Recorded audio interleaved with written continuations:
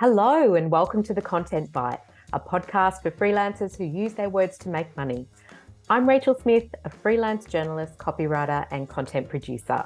I'm also the founder of Rachel's List, a jobs board and community for Australian writers and other creatives. And I'm Lynne Testoni. I'm a journalist and content writer as well. Rachel and I are your weekly co-hosts, and every week we bring you all kinds of tips, tricks, and some fabulous guests to help you make the most of your freelance business. I'm all for protecting my most valuable asset, my creative energy. Fair enough. Yeah, by offloading the admin that drains it. And that's why we love Rounded, because it really does take away so much of the money admin that I used to do with a spreadsheet and a box of receipts. How about you? Yeah, me too. I think I would get stressed about finances, and I love the fact that it's all taken care of and it's all there for me. And I think it frees up my brain really to do all the creative work, which is writing. That's what I love. Absolutely. And if you're a Rachel's List member, you get 20% off an annual subscription at Rounded. So check out the show notes for more about that. Fantastic.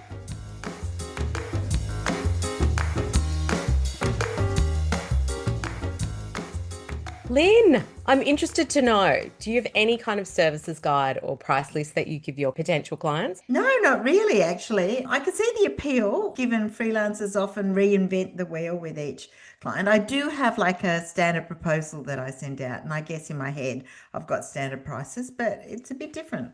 Well, I've just created a services and pricing guide for my freelance business. We were just talking about that off air, but it was inspired by our guest today, Kendall Cherry, who crossed my radar when I was listening to her on the Beyond Margins podcast. We'll put that in the show notes because it's an amazing episode, but a little bit different to what we're talking about today. But I think I read about her services guide later and thought, gosh, I should do something like that. So that's kind of what we're talking about. It's a really interesting idea. So why don't you tell us a little bit more about Kendall, and we'll get her into the hot seat. Okay. So Kendall Cherry is the founder and executive ghostwriter at the Candid Collective, a content ghostwriting studio that delivers world-class storytelling that sells your products and services. She's on a mission to create a world that's more candid and kind. I like that. I love that. Isn't that a great tagline? Yeah. Kendall has written for $100 million startups, email empires with 750,000 subscribers. God, no pressure there. And thought leaders with 7 million followers. Kendall also writes about the art and craft of telling stories that sell in her weekly newsletter, Wallflower Fridays. Welcome, Kendall. Sorry about flubbing those bits and pieces of your bio. It's a little bit early in Australia. It's all good. It's all good. When you have that many wins, it's bound to happen. But I'm super excited to be here and to chat about my favorite topic, anything sales related. Oh my God. Well, look, as I was saying off air, I'm a big fan of you. And I think I learned about your services guide in your newsletter. I could be wrong. Maybe you were on another podcast. But let's start with a really simple question for those who don't know. What is a services guide? Yeah. So a services guide is essentially, it's just a PDF document, and it's kind of like a summary of everything that your business offers. So it's kind of a collection of a few different types of sales messages and different types of copy. But the main objective is to let your lead get a really clear idea of who you are, your process, what offer or offers you have available, any frequently asked questions. It also has a place for past testimonials from other clients, and is a really great way to not only qualify leads and people who are meant for you, but it also does a really great job of repelling people who aren't necessarily your target audience, usually mostly due to price. And the way that I use my services guide, it's my lead magnet for my freelance or my kind of ghostwriting services. So instead of offering, 5 tricks on how to write some kind of copy, an educational or tips and tricks based lead magnet, I use my services guide. I make my pricing visible, but you have to download the guide and give me your email to get it in your inbox. But that is actually what I use to get qualified leads onto my email list. And then we have an automated welcome sequence that loosely, subtly sells to them if and when they're ready to work with me. Mm, Oh, so interesting.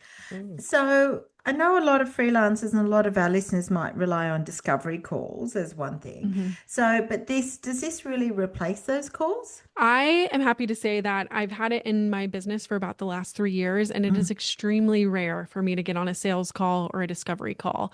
So when a client comes to work with me, it's pretty much they either directly reply to one of my emails and they say, "Hey, I need this thing," and I'll send over a proposal that way, or we'll get an inquiry form from someone.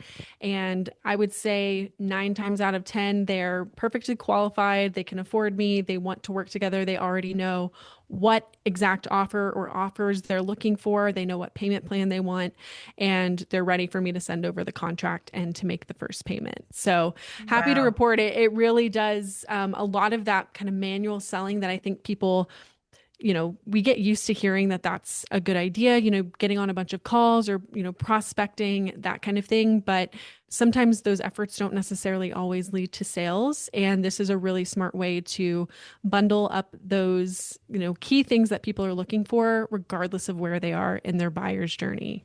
Mm.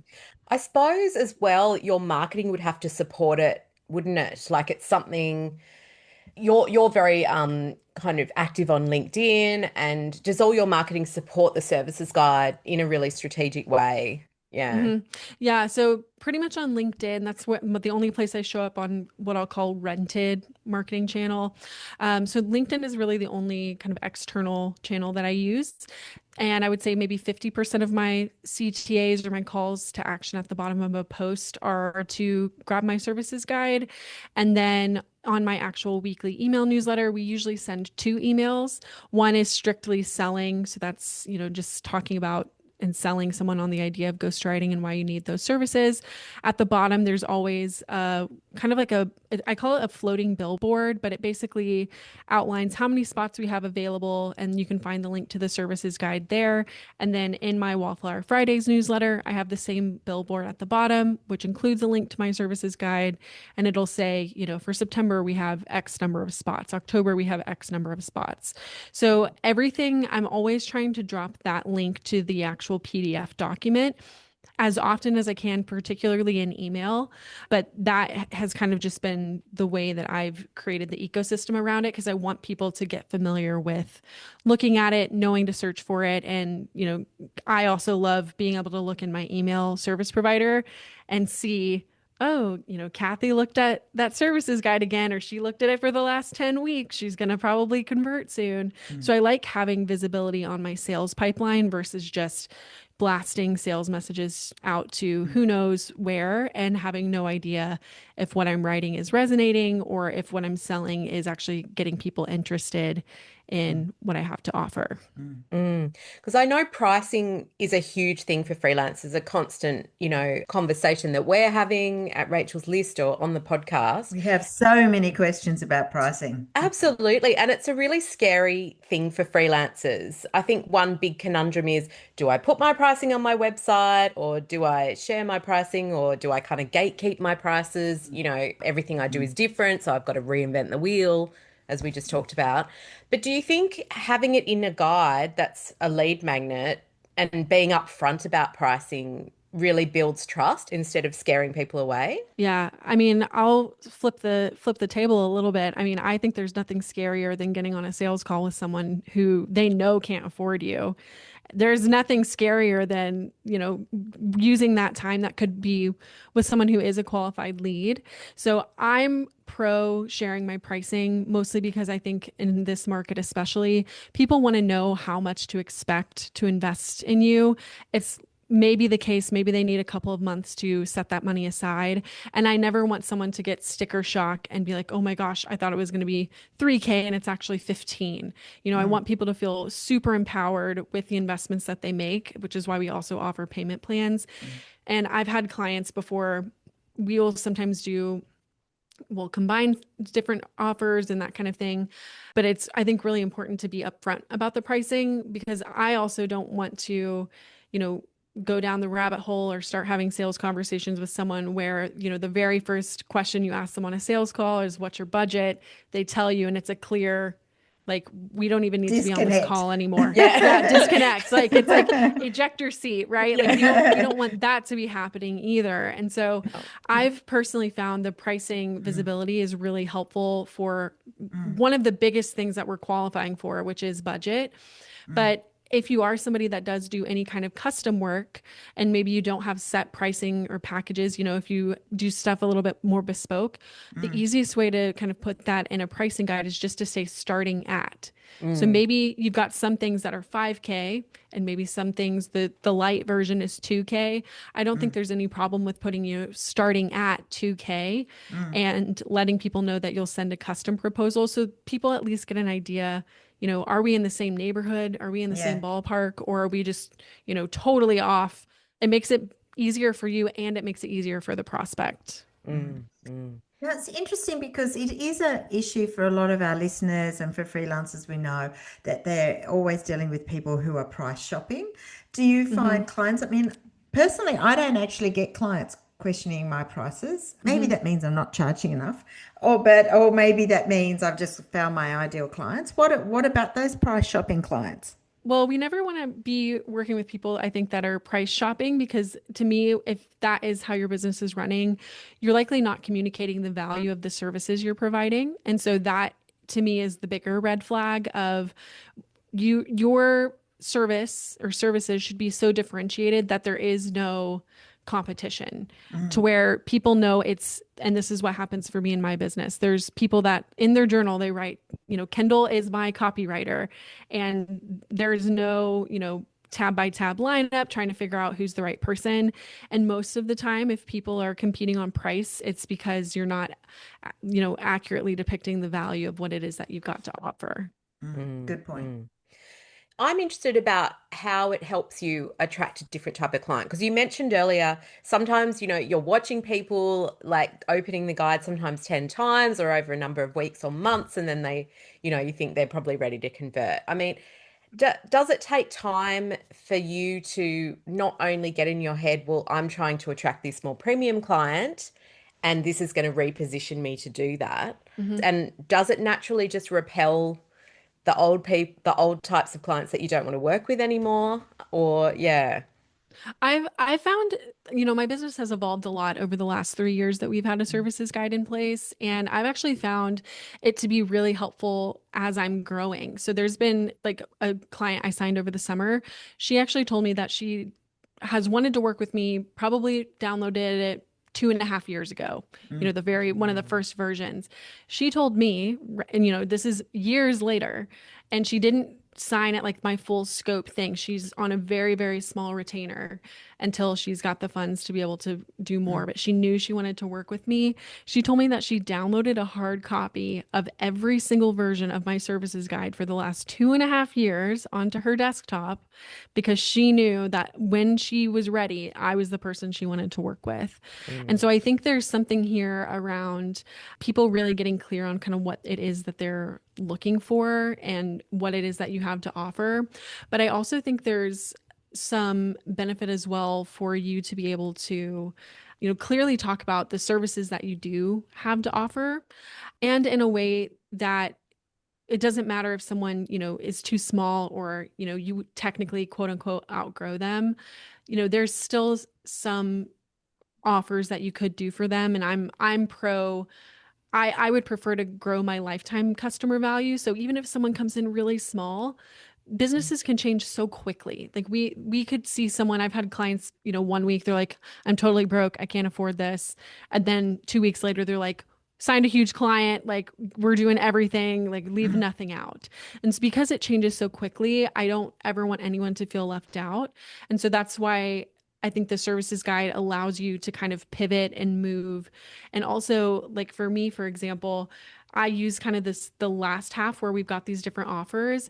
Instead of having to go and create a whole new website or whatever else, I can just add in a slide for a new offer and test it out that way instead of having to, all of the minutia, hiring a web designer, creating a whole new long form sales page. It allows you to have a little bit more agility, which I prefer, especially, as we test new things and we learn more about what our clients and customers are really looking for. mm.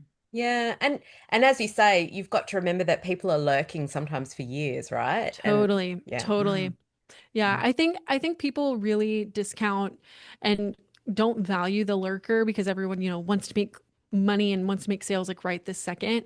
But I play a much longer game and sometimes it's not comfortable. Sometimes it's, we all want the sales to happen right away, but I'm interested in keeping my business in business for many years to come. So I'm also trying to prime a pipeline that sees beyond just, the month ahead, but is actually, going into next year or the next few years.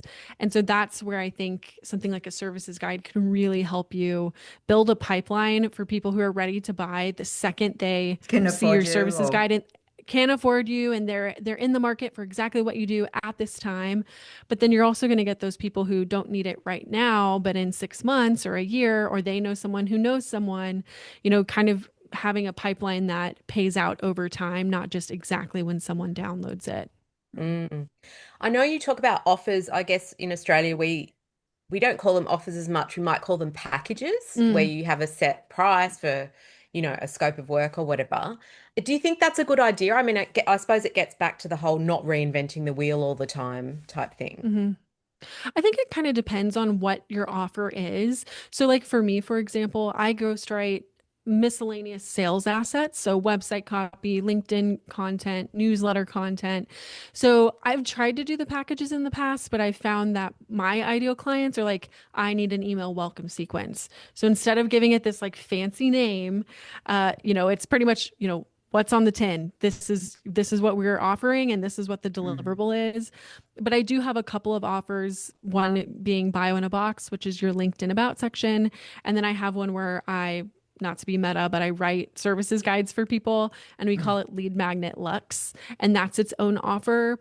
But we don't necessarily have all of them productized like that. So we have two that are kind of, have a sexy name. And then some of them are like, you know, email welcome sequence. Like mm. Yep. Yeah. nothing, Yep. nothing that sexy. It's like what it is what it is. And Yep. I find it just depends what your business is. I would say coaches probably have, I would say are the most likely to have a package or a program of some sort in Mm, that name.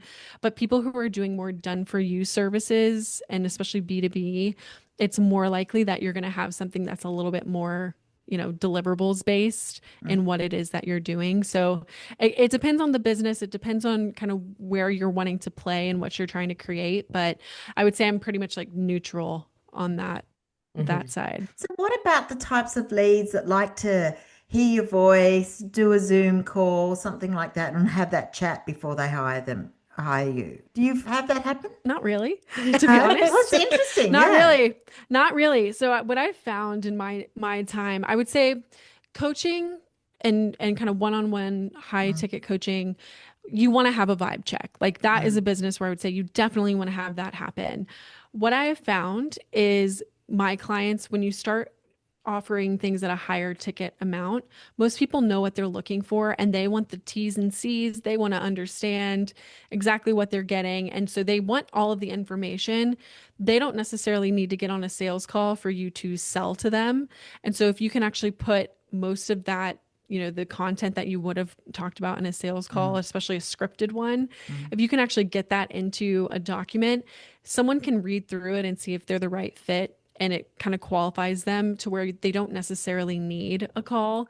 Now, if someone, asks for one, I'm not going to tell them no, but I mm. find that when you're able to capture your voice in kind of all of my like Kendall Cherry isms, we'll call it my personality and my charisma, it's all over my services guide. It's in every piece of content to where people will ask me or they'll tell me when we get on a kickoff call for a project, they're like, "Oh my God, you're exactly like how you sound in writing." And I'm like, I wrote it that way. That's what I do. That is my job. But it's something that I think people don't realize is possible where you can actually sound exactly like you speak. You can go into some of the like process of how you do things, what your values are, and it can actually get documented so that when instead of having to have a one-on-one sales call, when it's documented and it's in writing and it's in an asset like that, you can actually scale your sales energy. So instead of talking to just one person on a phone call, now that I've posted it on LinkedIn, I'm now selling to hundreds of people with the same Mm, content or thousands of people with the same content, which for me, it's just, something's got to give. I can't be everywhere at once. So that's the path that I choose. And that's what's most efficient and most effective for me. Mm, mm. Are there any cases though where you can think of where a services guide wouldn't suit a freelancer's business? The only one I would say that would be maybe a little weird would be a coaching situation.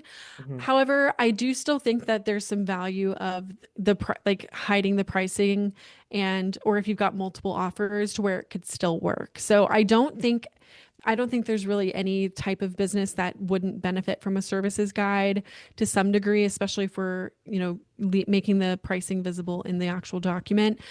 Coaching would maybe be slightly weird, but even that I think you could still very much use as a lead magnet. Mm, yep. Interesting. So, if you are creating a services guide, are there sort of like some non-negotiable elements that your guide should have? Totally. So I definitely want to make sure everyone has near the beginning, we want to have kind of an intro slide that explains who you are, what you do, what you're known for, results that you've had, this kind of thing. So we want to have kind of an introduction to you, the business owner or the freelancer. Mm-hmm. Another thing that I think is really important that most people would not think to put in here kind of goes along with the question is basically what your non-negotiables are. For mine, this is essentially where you're going to repel people who aren't of the same. Aren't your They're people? just Yeah. not your people, and not even that they're not your people. They're not going to like your process. So, for example, I have on my slide, I think it's like my writing non-negotiables are the second one is something around like we have a very lean revisions process. And I basically make it clear up front. You get one round of revisions. We don't go back and forth and back and forth. We don't do Slack. My goal is to keep you in your running your business and me in my little writer's cave.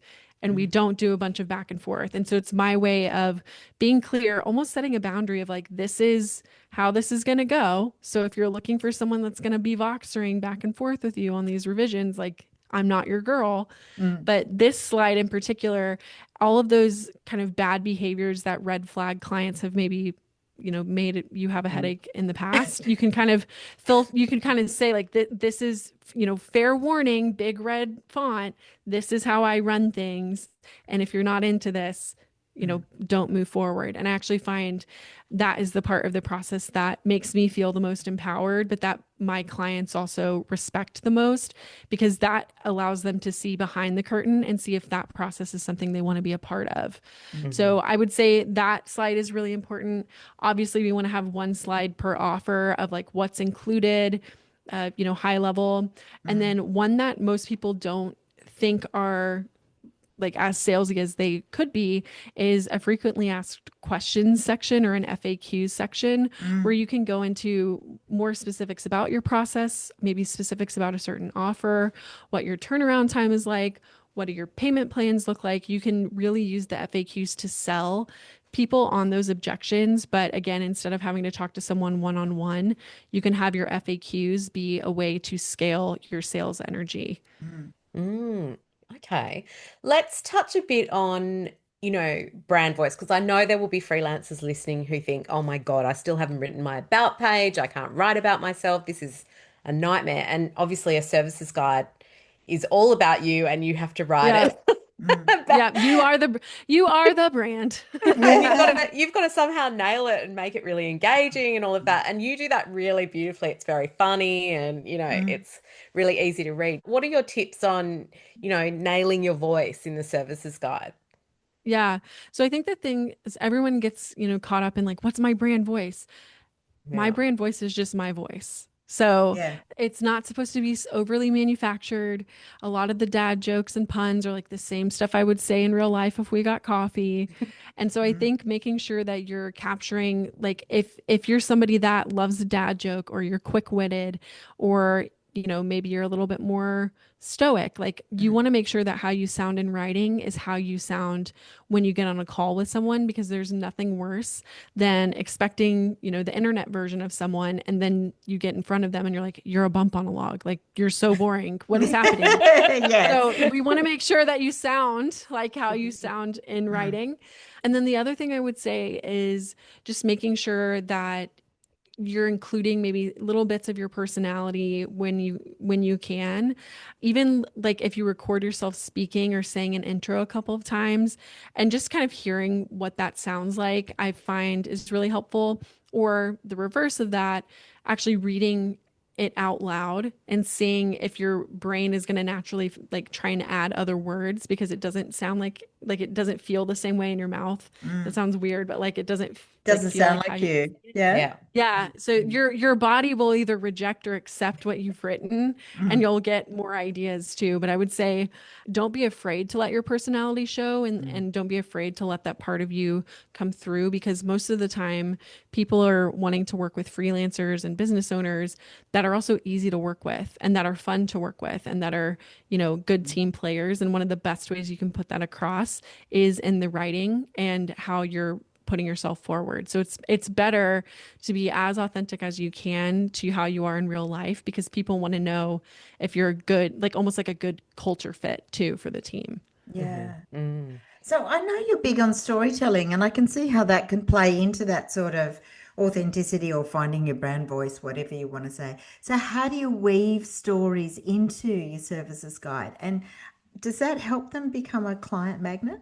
Yeah, I would say for a services guide in particular, it's not necessary to have, a huge story inside of it. It's definitely more of a sales asset first. However, I have a couple of clients that will have me write what I call money making testimonials, or basically client case studies that actually paint a picture of someone's actual experience.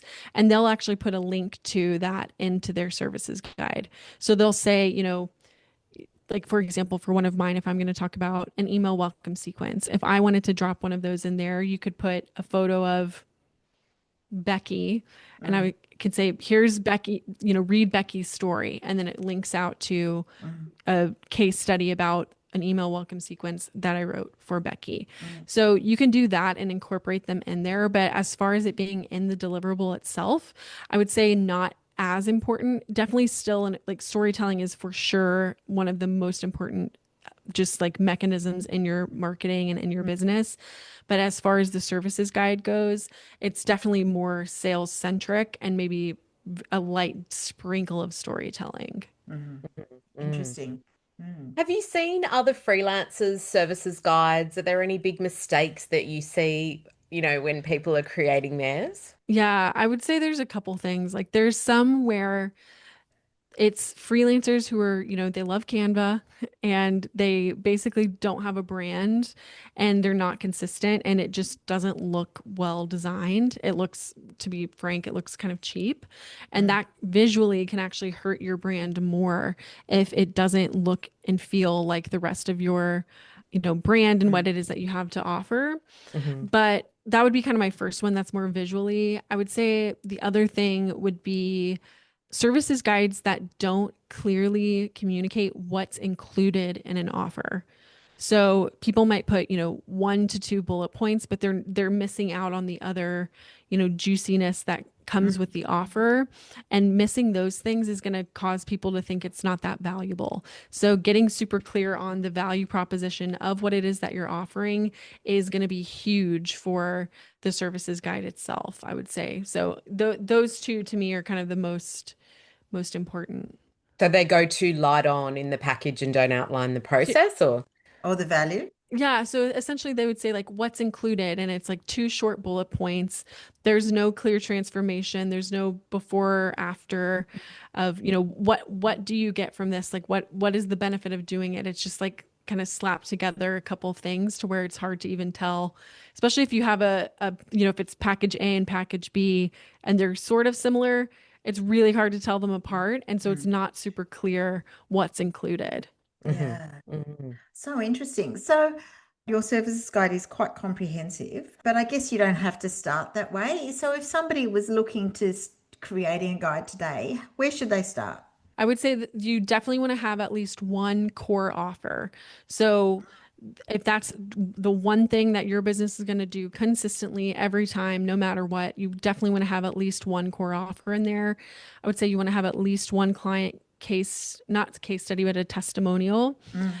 And you also want to have an intro page about who you are and what you do. Mm. FAQs are really, really great ways to sell. If you're really trying to be lean on the copy, I would say you Mm. don't have to include them, but that's a really big missed opportunity. Mm. But really, those are kind of the bare bones of what like must be there. Anything else is just smoothing and making the sales process even tighter and even Mm. faster. But that is if you're like bare bones, just trying to create something, I would say those are kind of the places to start. Yeah. Mm. How important is it in including the transformation type copy in your services guide? And what if there's a really massive gap between, a project you've worked on and actually seeing the transformation? Do you get what I mean by that? Like, so you can't really document it as such. Yeah. I actually find that transformations do much better in content. So we Mhm. we want all of your kind of middle of the content or middle of the funnel content like Mm. that, client case studies, transformational stuff. We actually want that to be hitting externally on social media, but also Mm. internally on your email newsletter, because Mhm. that's going to actually drive people further down into the funnel. If someone's in your services guide, they're middle to bottom of the funnel. Like they're Mm. they're going to close, they may not close today or tomorrow, but they're already sold on what it is that you're doing, and we're really just waiting on budget to be available or for it to be the right time for them. But when Mhm. we've got someone kind of still in the middle of the funnel, they think they might need this or they're still not sure. It's more important for those kind of stories and that sales mechanism to take place both in email newsletters, but then externally on social media, I would Mm. say is more important there. Mm. That's so interesting. I just wanted to ask you because I know that you have talked about the DIYers never buyers, Hmm. people who Oh, I suck like up the all your term. yeah, they kind of like, absorb all your content and all the knowledge and everything, but then Yep. they run away and don't, ever hire Pay you. you. Mm. Yeah. Yep. So I'm wondering if your services guide becomes this vehicle for you to kind of change your content. So you're subtly repositioning your content to draw in clients rather than trying to teach other freelancers. It is the biggest boundary you will ever set in your business. Mm. I get a lot of clients who will come to me and they'll be like, I've got all these followers and like I'm not making any money. And I look at their content and it's all free tips and tricks, tons of people in the comments and haven't made a dollar in who knows how long. It's Mm. not great for attracting actual clients or customers. And so I find that having a services guide to point back to, if you're the kind of person who almost finds it challenging to sell in general, and you tend to not land the plane, you just kind of keep circling and circling and then the post just ends because you ran out of characters. The services guide is a really great way to almost train you into how to sell something without being so in your face. And it's very, if you want the services guide, it's right here. It's less pushy, but it's a really great way to kind of take the training wheels off and teach you how to write sales content that actually has an objective. In this case, download the Converting. services guide Mm. Mm. versus, people just kind of, you know, s- telling you what they had for lunch today and what that has to do with B2B sales, like random stuff that we see on social media. Mm. And Yeah. so I find that having a deliverable like that, especially if you're new to selling in content, it's a really great way to kind of boost how you're appearing first and foremost, because you're not just, sharing free stuff, but it's also a great way to get people more familiar with, you do have something to sell and you do have Mm. this deliverable available that they can download. Hmm. Mm. Mm. Yeah, interesting. Well, we do love to ask all the people who come on the podcast about their favorite tech tools or apps and things like that. I know you love Canva for creating services guides, but is there anything else that you use all the time that you'd be lost without? Yeah, that would be voice memos. Hmm. I am a hardcore voice memo person. I would say voice memo slash Loom, which is a form Mm. of voice memo. So Mm. I have an executive coach and I voice memo her every business day. She lives in the UK, but we go back and forth in voice memo every single morning. My operations and business strategist who works with me, she and I also voice memo all the time. And I even, when I send proposals to people, I have a couple of slides where I'll kind of explain, this is the investment. Here's, in the ecosystem, here's where you're lacking. Mm. Mm. Here's what I would recommend. And I actually send a video walkthrough with some slides and a voice memo, essentially walking people through what it is that their business needs. And I just find it creates connection, and it's not a sales call, but it still allows people to kind of hear my voice and get my take on their business and what, we need to do to get it to where you're wanting it to go without forcing someone to like meet in a call at a certain time. And, you can speed it up too. So you can listen to it at like 1.7 if you're really in a rush. So I love voice memos and Loom videos for that reason. What's your that's voice so memo interesting. app? A Voxer or just your phone? No, so my COO uses Voxer, and then my coach we use Slack, but we pretty much only use Slack for voice memos. So we have our own Wow. little area. Yeah, we don't really, maybe you'll send a document every, once in a while, but we pretty much use Slack for voice memos. Oh, so So interesting. interesting. We don't do that at all. It's all like typing out our messages on Yeah, Slack. it's Yeah. it's I'm one of those people, I really need a sounding board and I need to hear myself speak. So it's helpful to listen back to it, or, kind of have a coach in your ear when you're feeling like very overwhelmed. It just kind of hits a little bit different.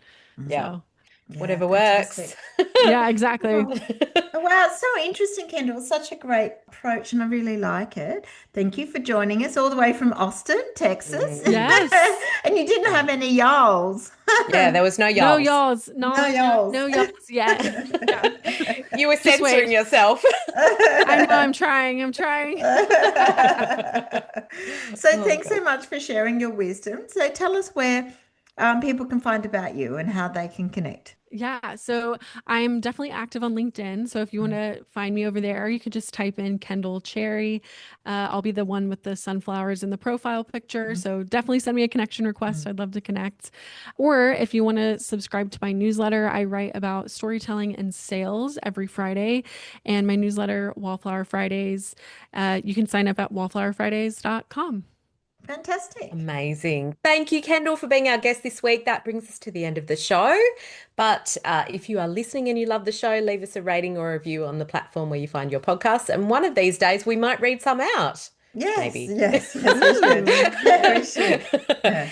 And don't forget, you'll find the show notes in your podcast app. So head there. We'll put a link to Wallflower Fridays, Kendall's newsletter, which is amazing, and also her website, where you can download her services guide and Yeah.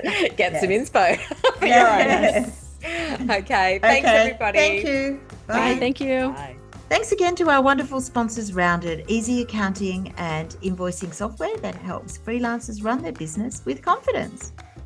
And don't forget, if you're a gold member of Rachel's list, you can check your welcome emails for an exclusive discount code on the annual subscription rate. You can also find it in the private Facebook Gold group, or just contact us at hello@rachelslist.com.au.